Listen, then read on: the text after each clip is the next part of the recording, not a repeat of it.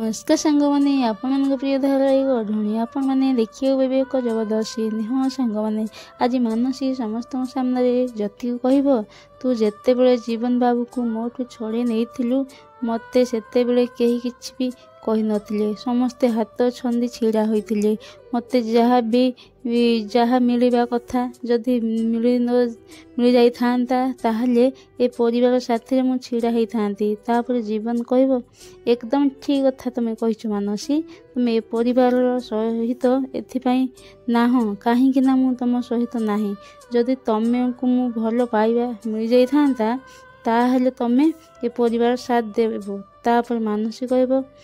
आपण ताहले मानुछंती जे आपण आउ मु एकाठी रहुथिले भल होई थांता तापर जीवन कहबो निश्चय मानसी एबे भी डेरी हेनी एबे भी समय अछि चलो आमे दी जण